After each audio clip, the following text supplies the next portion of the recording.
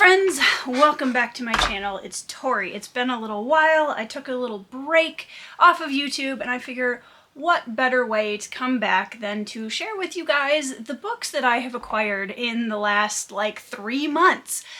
Now, before we talk about the books, I have to talk a little bit about my goal for the year, which was to read my bookshelves and to focus on purchasing a lot less books throughout the year of 2024 than I did in 2023, because last year went a little crazy and I have a whole library now, which is great. I have not been purchasing a ton of books and that feels really good, and the books that I have been purchasing are either authors I've already read or books that have been on my TBR for a really long time that are still bothering me because I want to read them.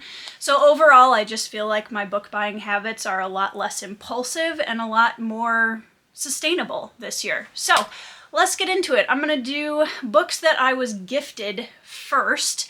And the first one that I want to show you guys is Billy the Kid, A Short Violent Life by Robert Utley.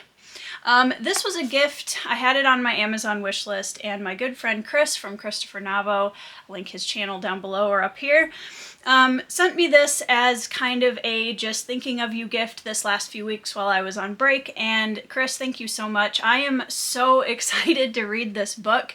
I have been working on a writing project that has a little bit of a fantasy western vibe to it, and Young Guns is one of my favorite films of all time, and I really wanted to read a biography of Billy the Kid because I find him very interesting. I think the Wild West in general is a very interesting time in our history, and Billy the Kid is just a really interesting character in it. So very excited to read this. Chris, thank you so much for sending that to me. The second one that I was gifted is Alex Robbins' The Broken Heart of Aurelium. The author sent this to me as a review copy. I have previously read Panacea by Alex Robbins, and I did an interview with him, and we talked a lot about melding history and mythology into fantasy, and it was a really great conversation. And after that, he asked me if I would be interested in reading The Broken Heart of Aurelium, and I said sure. So I'm really excited to read something in a completely different series from the one he is just finishing up. That is obviously the trilogy that Panacea is in. And I honestly don't know a lot about this other than I think it's more along the lines of a classic epic fantasy. I know that this is one in a series of multiple books. I want to say there's 4 of them, but I might be wrong on that. Don't quote me. But anyways, I am really looking forward to this. Alex, thank you for sending me a copy. The next one was a book that I have already read and really enjoyed this last year, and that is The Book of Zog by Alec Hudson, who was one of the interviews that I did last year. Alec was such a fun person to talk to. We had a great time chatting about writing and books and just all of the different things that make up being a writer. And when I reached out to him to get a signed copy of one of his other books for a good friend of mine, he sent along a surprise copy of The Book of Zog signed for me, which is really, really cool because he lives in China, so getting signed books all the way over here to the US is a little bit of a trip. But I was really excited to open the box and see that he had included an extra book that I get to keep on my shelves. So Alec, thank you so much. The Book of Zog is a cozy eldritch horror fantasy, and if that intrigues you, it should, because only Alec Hudson could have pulled off that genre blend and made it really fantastic. I really enjoyed reading this book last year, highly recommend it. Next up is a book that I purchased with a little bit of a gift card that I was given from a random person. I still don't know who sent me the gift card, so if it was you, thank you. But what I purchased with it was A History of Korea by Kyung-Moon Hwang, and this is something that I've been wanting to get for a while. I've been really wanting to read kind of a condensed history of Korea as a nation, and I, of course, want to read one written by someone who is Korean and really has a good understanding of the culture and the history, and I'm very, very excited to get into this because I feel like it's the kind of length of book that's going to be easy to digest and think about and get through, but I was very excited to pick this up. So to whoever sent me the gift card, thank you so much. I'm really excited to get to this. This is a book that I got for Christmas from my sister-in-law back in January, and it's been sitting here waiting for me to do another book haul so I can finally include this. This is No One Writes Back by Jang Yoon-jin, and this is a kind of modern Korean classic, I would say, about a young man who sees people on the street and just, you know how we're always observing people and we're always kind of thinking about who they might be or what they might be doing. This young man is very isolated and he ends up observing these people and then writing letters to them. And I just thought that the concept of that sounded really interesting, and I've been wanting to read more translated literature. I have a bunch of Japanese translated literature and a few Korean ones now, and I'd really, really like to get into these this year. And this one just sounded really interesting, so thank you to my sister-in-law for the Christmas gift. I'm really excited to read this one. The last book that I was sent as a free copy or gift, this is another review copy, and this is The Last Stand of the Stone Fist by Michael R. Miller. You may recognize his name for the Songs of Chaos series. I've read the first one, Ascendant, and really enjoyed it last year, I think early last year. And this novella is the prequel to Ascendant, and it goes back in time and gives us a little bit of a history of the mentor character that we meet in Ascendant. And I'm really excited about this one. I really liked Brody as a character in Ascendant, and I think that this is gonna kind of pull back the curtain on some of his life story, which we got hints of in Ascendant, so I'm really looking forward to this. And Michael, thank you for sending me this beautiful matching hardcover edition to go with my Songs of Chaos books. That is everything that I was sent in the last few months, and now we're gonna get into the books that I purchased. Now I've separated these into two piles, Juliette Marillier and not Juliette Marillier. I had the opportunity to talk to Juliette a couple of months ago and do an author interview with her, and she is such a prolific author in our fantasy community, and her books have inspired so many people, and she blends mythology and folklore with fantasy in such an ethereal, beautiful writing style. I absolutely loved Daughter of the Forest when I read it early this year. It's definitely going to be in my top reads of the year. And I loved her writing so much that I wanted to read everything she'd written, and that canon of work is fairly vast at this point, so I picked up quite a few of her other books. The first two being the next two books after Daughter of the Forest, which are Son of the Shadows and Heir to Seven Waters, and I believe there are 6 or 7 books in this series. Daughter of the Forest is a standalone novel, so if you're not interested in tackling an entire series at this point, I do still encourage people to go and check it out and just read it on its own, because it's a beautiful, beautiful story, and I think that I'm amazed more people aren't talking about it on Booktube, so I have taken up the torch and I am determined to make as many people read it as I can. But I picked up the next 2 books in that series. I also picked up the first book of what she considers her best work of fiction, and that is her Blackthorn and Grimm series. The first one is The Dreamer's Pool. Now, I really don't know that much about this going into it, except that I think that the romance subplot in this story is a little bit more of a mature couple that have kind of already been through some things, as opposed to the more coming-of-age vibes that we get in Daughter of the Forest. And I'm really looking forward to this, because if anybody can make me fall in love with a romance subplot in fantasy, it's gonna be Juliette Marillier, because she's incredible at it. Then another one that she recommended as kind of a starting point to her canon of work is Heart's Blood, and this one is her take on a retelling of Beauty and the Beast. It is a standalone novel, and she recommends it highly, again, as a place for people to start if they want to just try something that's not connected to any series. And I've been burned by some Beauty and the Beast quote-unquote retellings in the past. I'm not going to name any names, but again, I have complete and utter faith that Juliette Marillier is going to show us all how it is done the right way. The last set of books that I purchased of hers were a duology, Wolfskin and Foxmask. These are a Nordic-inspired fantasy about the Viking berserkers, basically, and what they do when they're not out pillaging and raiding the countryside. And again, I'm really, really curious to see what Juliette does with a storyline like that, and how she weaves in a lot of emotional damage to these books. I know that I'm going to be emotionally damaged reading these because she's just so good at digging into the psyche and emotions of her characters and bringing you right along for the ride.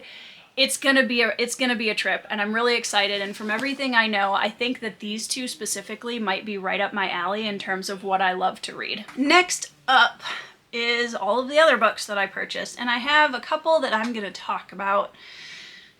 We'll get there. All right, the first one is Ashes of Man by Christopher Ruocchio.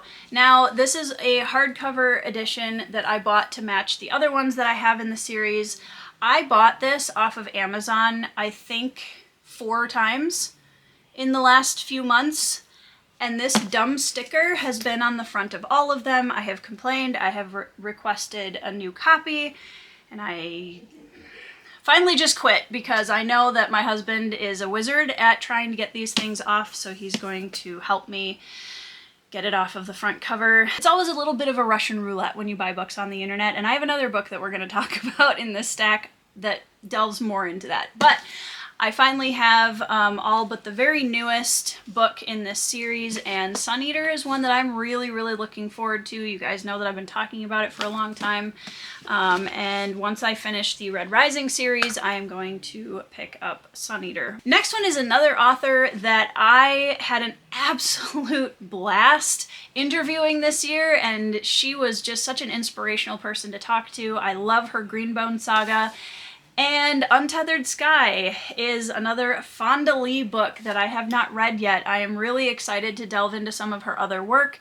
I have another book of hers in this pile, but this is her newest novella, Untethered Sky, and as you can see, it's pretty short, but it is a young woman who hunts manticores, I believe, and rides a griffin. So do I need to say anything else besides that? I'm really excited about it, and I love that, I love novellas right now. I'm really into books that I can just kind of buzz through and enjoy, so that'll be a really good palate cleanser in between some of the other books that I'm reading right now. Continuing with the Fonda Lee theme, I picked up her debut novel, which is a YA sci-fi thriller-esque story.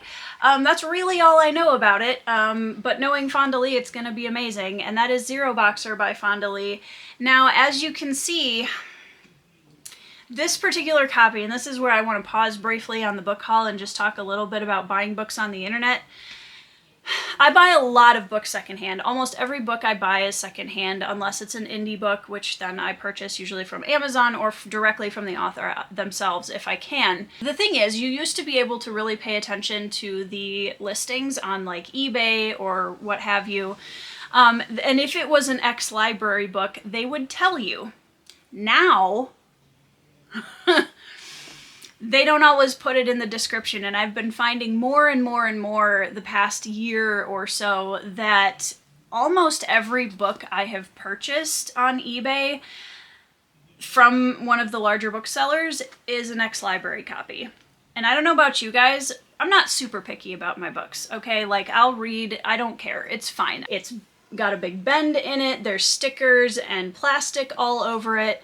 And this was marked as a good condition book. Now, in my world, that's not a good condition book. If it's an ex-library book that I would have to shred to get to look back to normal, that's not a good. This is like acceptable, okay?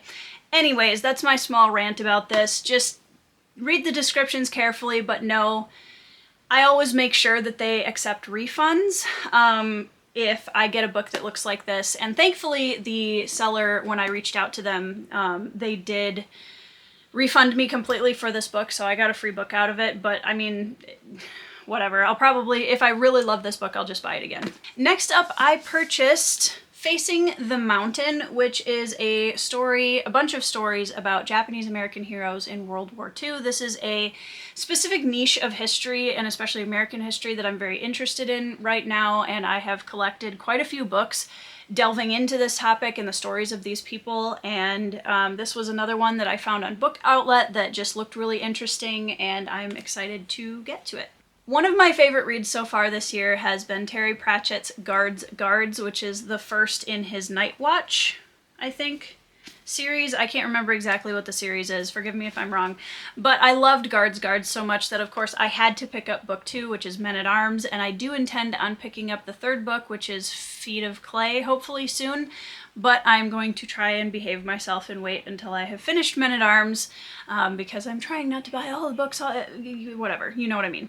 But very excited to read Men of Arms. I really like Terry Pratchett's writing style. I love his humor. He has a little bit of that British humor flavor in his stories, and I grew up with that, and I still watch a ton of British comedians and British television, and I love it all. So this humor style is very, very familiar and nostalgic to me, and I just think that he is a brilliant, out-of-the-box fantasy writer, and I'm really excited to read more of his work. Next up, I purchased Peony in Love by Lisa C. Lisa C. is one of my favorite historical fiction writers. She deals with a lot of really heavy family generational kind of topics in her books. Peony in Love is one that I have not read yet. One of my favorite of hers is The Tea Girl of Hummingbird Lane. That one is an incredible story that I highly recommend for people who are looking to start one of her books. Snowflower and the Secret Fan is a little bit more well known. That one's also very good. But Peony in Love is a romance about a young woman who falls in love and is thrown into a world completely different from the one she knows. And again, in true Lisa C style, we get like 3 generations worth of perspective on what ends up happening. And man, Lisa C is such an incredibly gifted writer when it comes to generational storytelling. Highly recommend this for anybody who likes historical fiction in this vein, because she's excellent. Another book that I got off of Book Outlet is a memoir, and that is Escape from Camp 14. And this is the story of a young man who was a defector from North Korea. And I have read 2 other accounts from 2 other people who escaped North Korea, and I just find their stories of survival and resilience so incredibly profound and inspiring, and I am on a mission to read more of them. So this is one that I picked up in my last Book Outlet box because, again, I want to read more of these kind of memoirs, and I think that the people who are brave enough to undertake a journey like that deserve to have their voices heard. So excited to read that. One of my last Book Outlet purchases was Midnight in Broad Daylight, and this is going back to my theme of Japanese American stories from World War II era.